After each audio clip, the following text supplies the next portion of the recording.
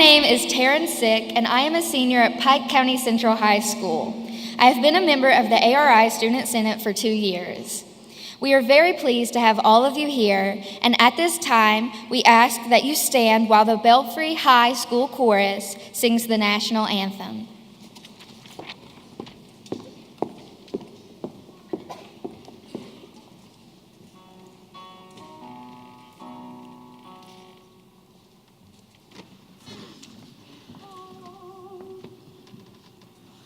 Oh, say, can you see by the dawn's early light what so proudly we hailed at the twilight's last gleaming, whose broad stripes and bright stars through the perilous fight o'er the ramparts we watched were so gallantly streaming, and the rockets' red glare, the bombs bursting in air, gave proof through the night that our flag was still there. Oh, say does that star-spangled banner yet wave o'er the land of the free and the home of the brave?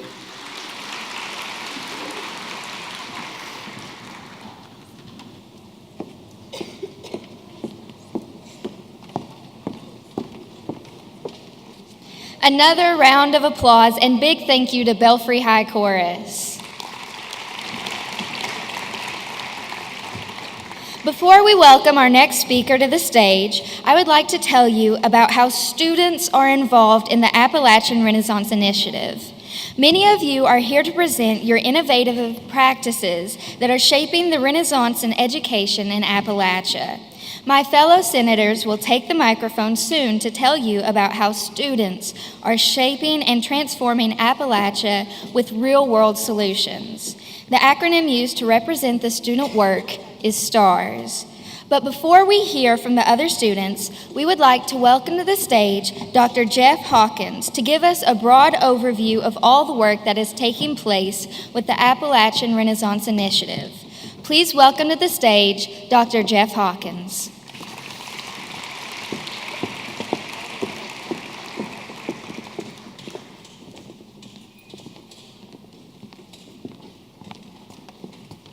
Good morning. It's really difficult to follow such young talent, both in the choir and in the speaker, and the speakers who will follow me. But it is my pleasure to be here, and I want to thank you all for being part of this year's Promising Practice Summit. As we begin today, I have to recognize a few of the folks who have worked incredibly hard to organize, plan, and make this summit successful. And that list includes each and every one of you who are in the audience today. And if you would, give yourselves a round of applause because we celebrate the work you do.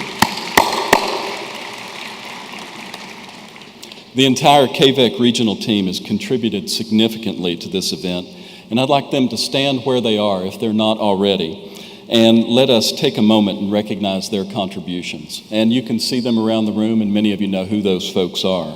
3 individuals in particular have worked hard for many weeks to organize the multiple layers of this event. Bernadette Carpenter, Valerie Campbell, and Kelly Thompson. And if you would, join me in thanking them for a lot of work. Here's where we get a little bit interactive, and I'm going to give you a second. If you have a smartphone or a tablet with you, if you would take that out for a moment and raise that in the air. And students, it's okay to get your phone out. We're going to get a couple of pictures of that because we want to be able to document the interactivity capability that we have. And I want to encourage you today, you can put the phones down or take a picture if you'd like to. But I would like to encourage you to use that phone or that tablet today through the Holler.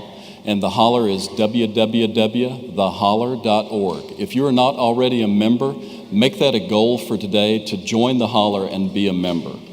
You can also participate through YAP, and there are table tents that have screen codes that can give you that. You can use the Twitter hashtag ARIPromise15.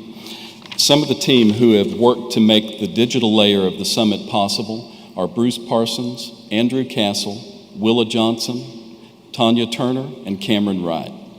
We'd also like to especially thank Extreme Networks for providing Wi-Fi hotspots and increasing our bandwidth.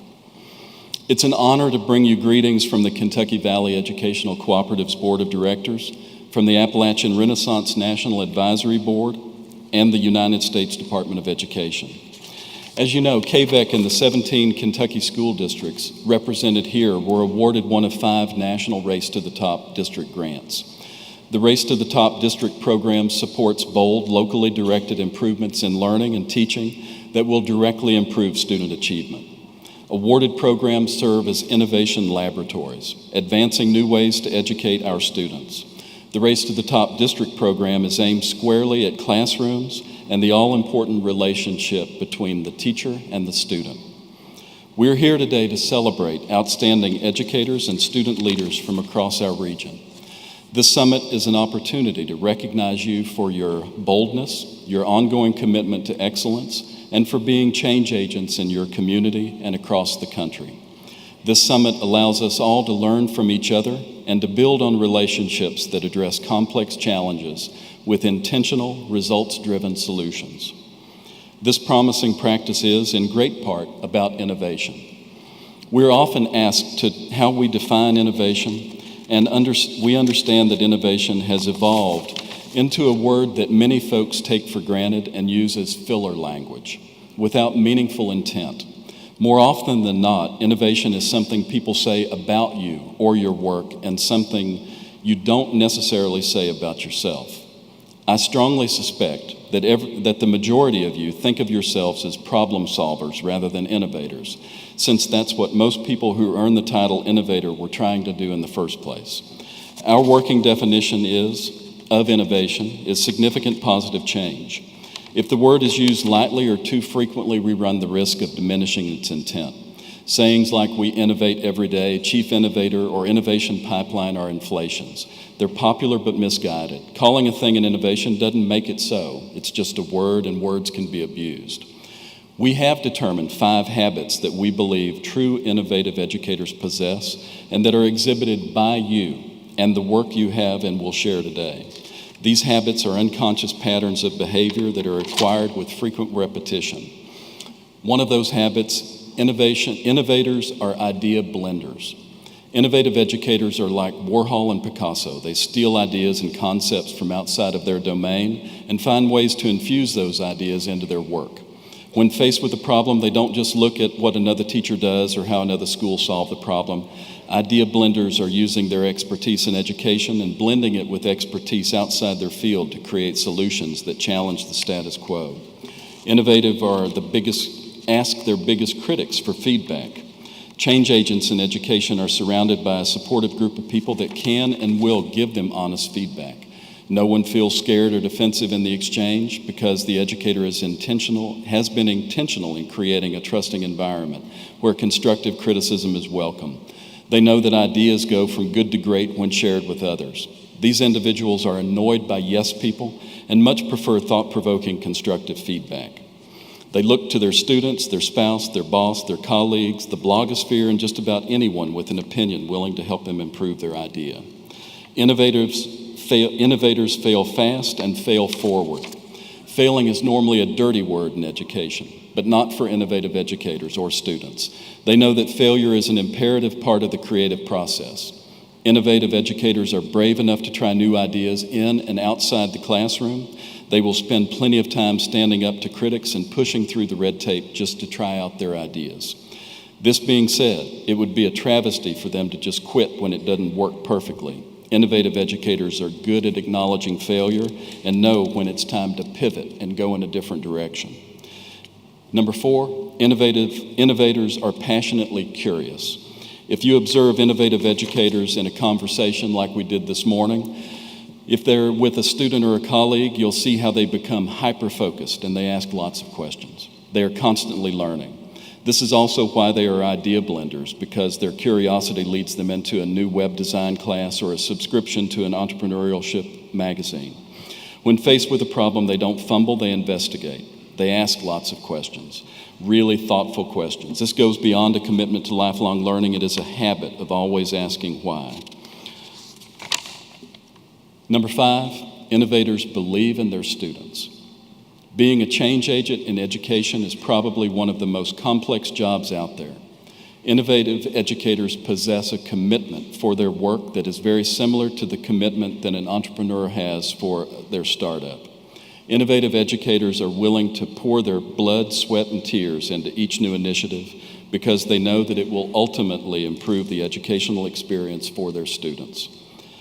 Being innovative takes persistence and passion for students that is inextinguishable. We believe strongly that you all are all innovators. You have proven that. You are all problem solvers. We believe that the solutions for our complex challenges will be solved by practitioners, and we know that this summit will demonstrate your unique ability to move our region forward. Thank you for believing in the power of teaching and learning, for guiding through example, for leaving an unforgettable mark on the future, for touching the lives of so many, and for inspiring passion and inspiring success. Thank you for choosing to deliver on the promise of education, and thank you for making a difference. I'd also like to remind you that today is being live streamed over the web. All of the sessions today will be broadcast over the web, and they are up and active now. We have colleagues who have already texted or phoned us and said that they are online watching the event. Folks from across the state, from Maine, from California, our friends from South Africa are back with us this year, and we don't know where else folks are tuning in, but by the end of the day, we will. I would encourage you during the day, if you have a session, call back to your school. If you are here and would like your kids to see what you're talking about, get their substitute to bring it up on the computer and let them watch you while you present. All of those things are opportunities. We are being able to broadcast across the world, which is pretty exciting.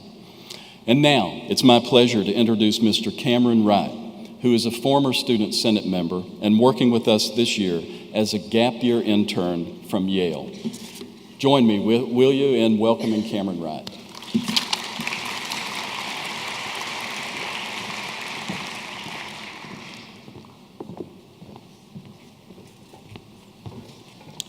Thank you, Dr. Hawkins, and good morning, everyone. So much of the potential for change in rural education and education in general arises from the minds of students. In its mission to facilitate a broad evolution in education in the KVEC region, the Appalachian Renaissance Initiative has wisely utilized the collective brainpower of 34 juniors and seniors in the form of the ARI Student Senate. As contrary, counterintuitive, and cynical as teenagers are, these teens are driving positive change in our schools, districts, school, and communities at large. Each student senator has proven his or herself to be a leader in their school and community, and has nobly accepted the task conferred upon them by ARI, even amidst their busy schedules of sports, extracurriculars, homework, tests, and Netflix binge watching. Each of the pairs of senators and their teacher majority leader develops a district plan, and the entire Senate tackles regional initiatives in committee work. Through this work, students are becoming invested in their communities and their region, our region. These students are doing their individual parts in the collective effort of bettering the mountains we call home. Another aspect of student agency at KVEC that focuses on student-based solutions is STARS, as Taryn mentioned, Students Transforming Appalachia with Real-World Solutions. STARS consists of high school and middle school entrepreneurial projects that allow students to compete for real money to invest as they develop a business plan and market their ideas in their schools and their communities. The STARS publishing program allows students from across the region to collaborate with author and illustrator Christopher Epling to produce works of literary and artistic merit that are actually printed and published. Some of those will be for sale today in the vendors section of the Expo Center. STARS Community Problem Solving encourages students of all ages to identify problems in their schools and communities and find innovative ways to fix them.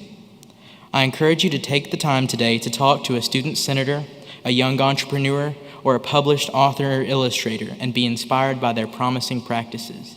And now it is my pleasure to introduce the Senior Student Senator from Knott County, Ashley Bergman.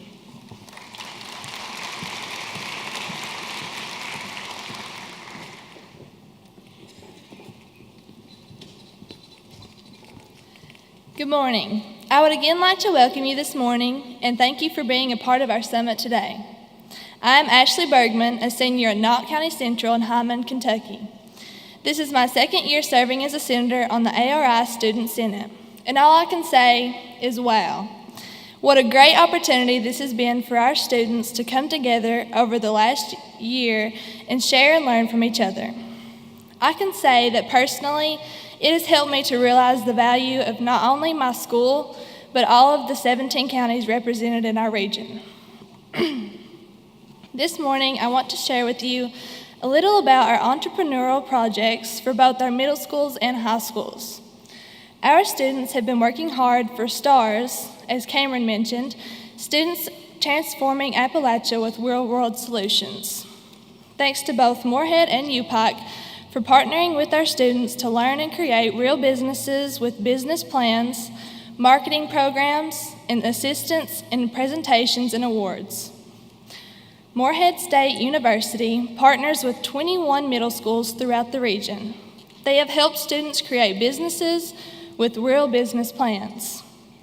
Students have had the opportunity to create marketing strategies for their businesses as well. Once their business was created, they then competed at the local school level and regional level and were awarded cash prizes to reinvest in their business. MSU business students interacted with the 21 groups of students to give feedback for improving their project throughout the semester. At the final presentation, MSU students and professors came to Hazard to evaluate and award prizes. UPIC partners with 5 high schools in our district. Students got to use the flipped classroom design to learn about building a business through online curriculum provided by Dr. David Snow from UPIC. These students created their own business, again with a strategic plan and marketing plan, and then competed in presentations at schools and regional levels. UPIC students and professors provided feedback each week for 8 weeks on the projects being created. UPIC provided cash prizes for student projects to be reinvested into their business. The students and competitions were very creative. Some of the businesses developed included Hornet Pride merchandise, prickly pets, wacky wreaths, A+ tutoring, and a virtual art gallery, just to name a few. Many Student Senate members, including myself, have participated in our own region's economic development committees, and this entrepreneurial project has been an awesome experience for our students across the region. Isn't it great to know that the young people of our region are learning how to develop and grow businesses which can assist in growth in our economy? Thanks again to Moorhead State and UPIC for their assistance in this project. As you can see, it was a very educational and fulfilling for all involved. Thanks for your attention, and I would like to say to you this morning, in preparation for the remaining of the day, prepare yourselves to be challenged, excited, and inspired. And now, welcome to the stage my fellow Student Senate member, Michael Hamilton.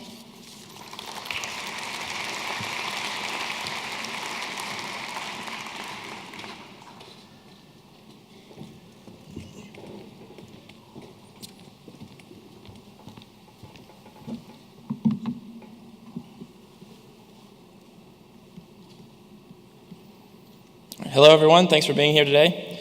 First, I'd like to thank you all for going out of your way to truly revolutionize educational innovation here at home in Eastern Kentucky. However, to truly effect a new wave renaissance in Appalachia, we must reach beyond the 4 walls of our classrooms and engage our communities directly. The Appalachian Renaissance Initiative promotes this ideology through STARS by encouraging schools across the region to participate in community problem-solving programs. For those of you who do not know, CMPS is a component event in the Kentucky State Governor's Cup academic competition that challenges students to identify an underlying problem in their area and formulate and implement a plan of action to mitigate the issue. CMPS really enables students to assess and tackle an issue that impacts them and the people and the environment around them. It allows us as students to take our creative, forward thinking and translate it into real-world solutions that can and will affect positive change in our communities.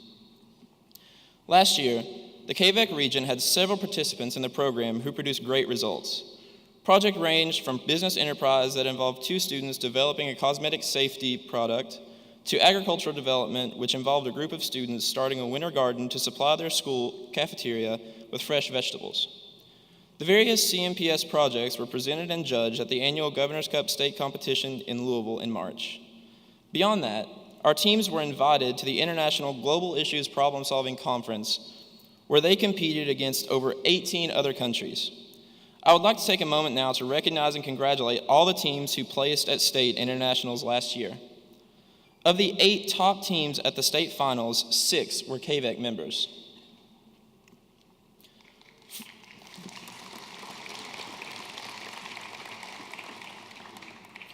W.R. Castle placed 3rd in junior team CMPS with Project PAC. W.R. Castle also had an individual competitor, Megan Ratliff, who placed 1st in the state and 2nd internationally. Highland Elementary junior team Project The Learning Tree won the state title and the international title in junior team CMPS. Pikeville Middle School placed 1st in middle grades team CMPS at state and 3rd in the world with their project Bookworms. And in the senior division CMPS, Johnson Central's team Project No More Burns claimed 1st place in the state, and Harlan County's project Healthy Harlan placed 2nd at state and 3rd internationally. Let's give a round of applause to these teams.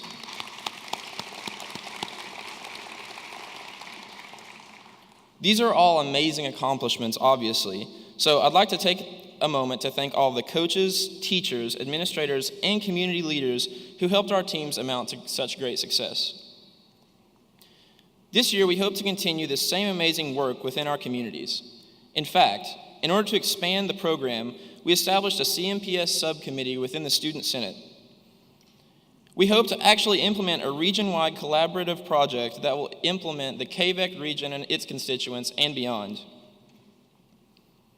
I would also like to encourage everyone here to check out all that community problem solving has to offer to you and your students. If you would like more information on CMPS, we have a Student Senate table set out in the concourse. If you'd like to stop by and get my email address and information, I would be glad to answer any questions you may have. Thank you all again for going the extra mile to inspire, encourage, and enable your students to be a part of ushering in a new era of educational excellency.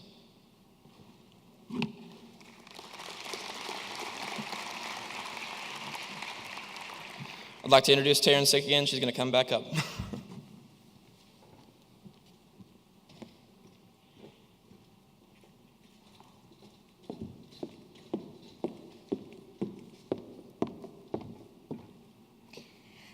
Another round of applause for all of our speakers this morning. Before you head off to the wonderful sessions, I'd like to share with you some logistics of the day. Restrooms are located around the concourse as well as upstairs. Lunch will be back here in this location. Just a reminder, some of the sessions only have curtains between you and the speaker. Innocent conversations can be seen as a major distraction to participants in our sessions. Please help us by speaking quietly while sessions are going on. There will be student senators everywhere you look today. We will be doing everything from facilitating sessions to just giving directions. One major thing that student senators will be doing today is trying to help to remind everyone to keep the noise to a minimum during sessions. Now, if you see this sign, obviously it means you need to be quiet, but it also means that you're being too loud, so just keep on the lookout. Thank you all so much for being here. We hope that you enjoy your day, and we will see you back here at lunch for some good food and great entertainment. Have a wonderful morning.